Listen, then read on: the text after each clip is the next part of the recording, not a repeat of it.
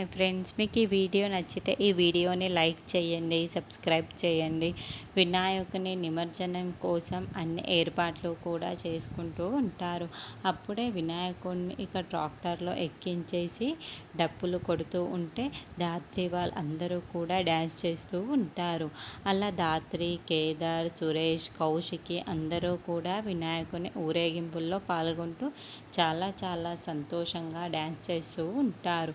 అప్పుడే ఉన్నట్లుండి tractor driver Vinayaka విగ్రహాన్ని తీసుకొని వెళ్ళి ట్రాక్టర్తో అక్కడి నుండి బయలుదేరి వెళ్తాడు.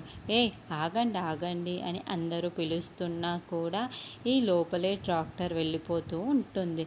ఏంటి మనం అనుకున్నాం ఇలా అరుస్తున్నా కూడా వినాయకుని విగ్రహాన్ని ట్రాక్టర్ పైన ఆ డ్రైవర్ అలా తీసుకెళ్ళిపోయాడు అని కౌశికి టెన్షన్ పడుతూ అడుగుతూ ఉంటుంది.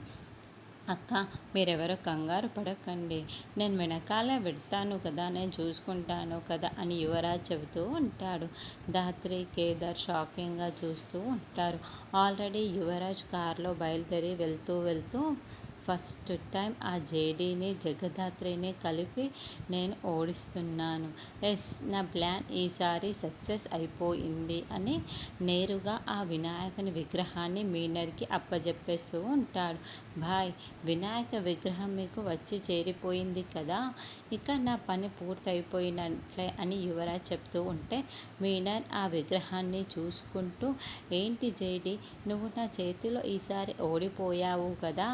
రేయ్ దేవా, ఇదిగో మీరంతా ఆ వినాయక విగ్రహంలో ఉన్న డబ్బుల్ని బయటికి తీసేయండి, ఇంకెందుకు ఆలస్యం అని వినాయక విగ్రహాన్ని చూస్తూ మీనన్ చాలా సంతోషపడిపోతూ చెబుతూ ఉంటాడు.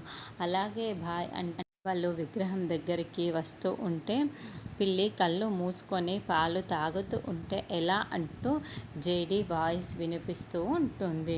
ఎక్కడి నుండి ఆ వాయిస్ వినిపిస్తుంది అని మీనర్ విగ్రహం వైపుకు చూస్తూ ఉంటే విగ్రహం వెనుక వైపుకి జేడీ, కేడీ ఇద్దరు కూడా క్లాప్స్ కొడుతూ వాళ్ళకి కనబడేలా ముందుకు వచ్చి నిల్చొని చూస్తూ ఉంటారు.